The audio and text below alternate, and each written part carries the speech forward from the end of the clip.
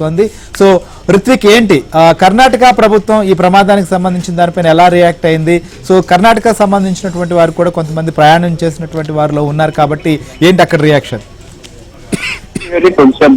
ఈ ప్రమాదానికి సంబంధించి కూడా కర్ణాటక డిప్యూటీ సీఎం డికే శివకుమార్ తో పాటు సీఎం సిద్ధారామయ్య కూడా స్పందించడం జరిగింది. ఏదైతే ప్రమాదం జరిగిందో ఎక్కువ మంది చనిపోయారని చెప్పి చాలా తీవ్రంగా కలిసి వేస్తుందని చెప్తూనే అట్లాగే బాధితులు ఎవరైతే క్షతగాత్రులు ఉన్నారో వాళ్ళు త్వరగా కోలుకోవాలని ఆకాంక్షిస్తున్నట్టుగా చెప్పారు. అవసరమైన సహాయం కూడా అందిస్తామని చెప్పి కూడా వారు ప్రకటించడం జరిగింది. ఎక్కువగా కూడా బెంగళూరుకి వస్తున్న ఈ బస్సులో ఎక్కువగా కూడా కర్ణాటక ప్రజలు కూడా ఉన్నట్లుగా కూడా తెలుస్తుంది. ముఖ్యంగా ఐటీ ఉద్యోగులు నిన్నటి వరకు కూడా కర్ణాటకలో దీపావళి సెలవులు ఉన్నాయి. నిన్న ఇవాళ అందరూ కూడా బెంగళూరుకు చేరుకుంటున్నారు. ఈ క్రమంలోనే బెంగళూరుకు ఐటీ ఉద్యోగులు కానీ వ్యాపారస్తులు కానీ ఈ బస్సులో కూడా ఆంధ్రప్రదేశ్ తెలంగాణ నుంచి వస్తున్న వారు అట్లాగే కర్ణాటకకు సంబంధించిన వారు కూడా ఉన్నారని చెప్పి తెలియడంతో ఈ కర్ణాటక డిప్యూటీ సీఎం అట్లాగే సీఎం కూడా ఇద్దరు కూడా రియాక్ట్ అవ్వడం జరిగింది. బాధితులు ఎవరైతే హాస్పిటల్లో ఉన్నారో వారికి మెరుగైన వైద్య సేవలు అందించేందుకు అవసరమైన సహాయాన్ని కూడా అందిస్తామని చెప్పి ప్రకటించడం జరిగింది. అట్లాగే మల్లికార్జున ఖర్గే కూడా కొద్దిసేపు క్రితం ట్విట్టర్ ద్వారా స్పందించడం జరిగింది. మృతుల కుటుంబాలకు సంతాపం తెలియడంతో పాటు బాధితులు ఎవరైతే ఉన్నారో క్షతగాత్రులు వాళ్ళు త్వరగా కోలుకోవాలని చెప్పి కూడా ఆయన కోరుకుంటున్నట్లుగా కూడా ట్వీట్ చేయడం జరిగింది. శ్రీహరి, ఎందుకంటే ఇక్కడ తెలంగాణ ప్రభుత్వం కావచ్చు, ఇటు ఆంధ్రప్రదేశ్ ప్రభుత్వం కూడా ఓవరాల్ గా అక్కడ సహాయక చర్యలే కాదు, ఖచ్చితంగా ట్రావెల్స్ సంబంధించిన దానిపైన కూడా జాగ్రత్తలు తీసుకునేటువంటి పరిస్థితి ఉంది. ఎందుకంటే బెంగళూరు కేంద్రంగా కూడా మనం చూస్తుంటాం అన్ని దక్షిణాది రాష్ట్రాలకి, అలానే కొంతమంది నార్త్ కూడా ట్రావెల్స్ వెళ్లేటువంటి బస్సులు కూడా ఉంటాయి. సో కాబట్టి అక్కడ ప్రభుత్వం కూడా సీరియస్ గా ఈ అంశం పైన చర్యలు తీసుకోవాల్సినటువంటి అవసరం ఉంది. ప్రమాదాలు జరగకుండా ముందస్తు జాగ్రత్తలు తీసుకోవాల్సిన పరిస్థితి ఉంది.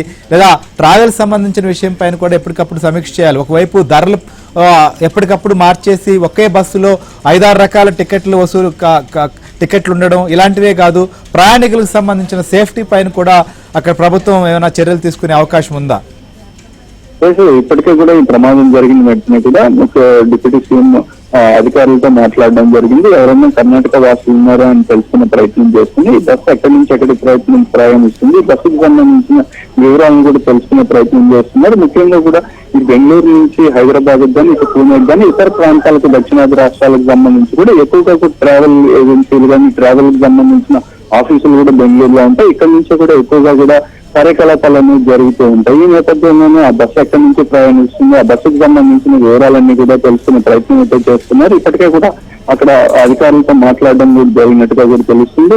ఈ బస్సు ఎక్కడి నుంచి వస్తుంది, బస్సుకు సంబంధించి ఫిట్నెస్ కానీ పర్మిషన్లు కానీ ఇతర అన్ని ఉన్నాయా, కరెక్ట్ గా కూడా ఉన్న నిబంధనలు పాటిస్తున్నారా లేదా, ఈ ప్రమాదానికి గల కారణాలు అనేది తెలుసుకునే ప్రయత్నం చేస్తుంది. ఎప్పటికప్పుడు కూడా ఇక్కడ బెంగళూరు నుంచి ప్రారంభమయ్యే బస్సులు కూడా ఇటీవల అనేక ప్రాంతాల్లో కూడా తనిఖీలు నిర్వహిస్తున్నారు. ముఖ్యంగా డ్రంక్ అండ్ డ్రైవర్లు బస్సు సిటీ దాటే సమయంలో ఎక్కువ సిటీ వెలుపల ఈ పోలీసులు కానీ ఆటో అధికారులు కానీ డ్రంక్ అండ్ డ్రైవ్ పరీక్షలు నిర్వహించడం, బస్సు ఫిట్నెస్ పరీక్షలు నిర్వహించడం ఇవన్నీ కూడా పరిపాటిగా జరుగుతున్నాయి. అయితే ఈ క్రమంలోనే ఇలాంటి ఘటనలు జరగడం కూడా కొంత తీవ్రమైన పరిణామంగా భావిస్తూ కూడా మరింత జాగ్రత్తలు తీసుకునేందుకు కూడా ఇక్కడ అధికారులు అయితే సిద్ధమవుతున్నారు. ఎప్పటికప్పుడు కూడా ట్రావెల్ ఏజెన్సీ వీటిని అన్నింటినీ కూడా తనిఖీ చేస్తూ సరైన నిబంధనలు పాటిస్తున్నారో లేదా అనేది అయితే పరిశీలిస్తున్న క్రమంలో ఇలాంటి ఘటనలు జరగడంతో మరింత అప్రమత్తం అయ్యే అవకాశం ఉంది.